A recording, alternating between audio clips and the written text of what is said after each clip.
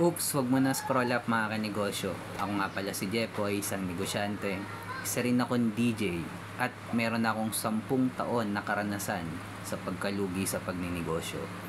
Hindi ako vlogger, hindi ako influencer, isa po akong content creator. At ang topic natin ngayon mga kanegosyo, background ko lang yung Molobase. Hindi.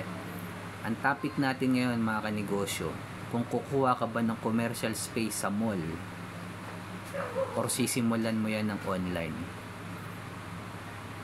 Ito, kung nagsisimula ka pa lang magnegosyo or kung may pera ka, sabihin na natin milyon yung puhunan mo at gusto mo magsimula ng negosyo sa mall, ubos yung pera mo mga kanegosyo. Kesa kumuha ka ng commercial space sa mall, simulan mo muna ng online. Dahil hindi biro ang kontrata sa pagkuha ng space sa mall, lalo na sa mga SM, 1 year agad yung babayaran mo, isang buong taon. Ganon kalaki yung ilalabas mong puhunan. Hindi pa yan, may mga permit pa yan. Tas hindi ka pa sure kung kikita nga yung itatayo mo negosyo. Tapos hindi pa kilala, ititest mo pa lang yung market. Mas mahihirapan ka mga kanegosyo, magbabayad ka pa ng tao. It's better na simulan mo muna yan ng online kesa kumuha ka ng commercial space sa mall agad. Tayo kasing mga negosyante, meron tayong pride na tinatawag na iba yung feeling kapag nakakuha tayo ng space na napagawa natin, yung feeling natin na totoong negosyante na tayo. Pero iba na po ngayon mga kanegosyo. Way back 2015 mga kanegosyo, kwento ko lang, nung nagsisimula ako magnegosyo, medyo 2015, 10 years ago, nung kumuha ako ng space sari-sari store, hindi pa ganun ka trend ang online business. Mas prepared pa rin ng mga tao yung physical store, pupunta yung mga tao sa physical store. Hindi before pandemic pa to mga kanegosyo. Mas okay pa magtayo ng physical store before pandemic kumparang after pandemic mga kanegosyo. Dahil ngayon puro online na. Mas ano na ang mga tao ngayon magpa-deliver, umorder through online. Ultimo lolo tsaka lola natin marunong nang umorder online nung pandemic yan.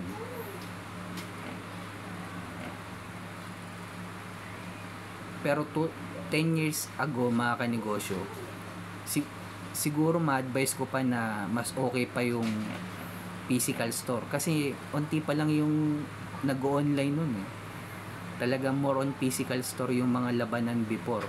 Ngayon mga kanegosyo, ang labanan na ngayon 2025 online business na.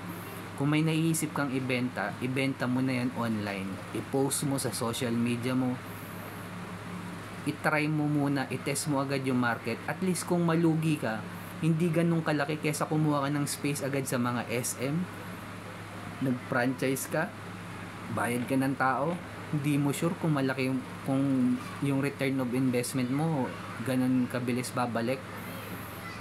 1 year ka pang yung babayaran mong renta sa SM, 1 year agad yun.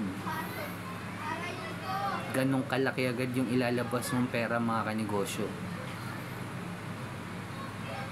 Oo, may pera ka nga, kaso naman mga kanegosyo, ganun din naman pag nagtayo ka ng negosyo sa mall, ipopost mo pa rin naman yan online. Ba't hindi ka magsimula ng online ngayon?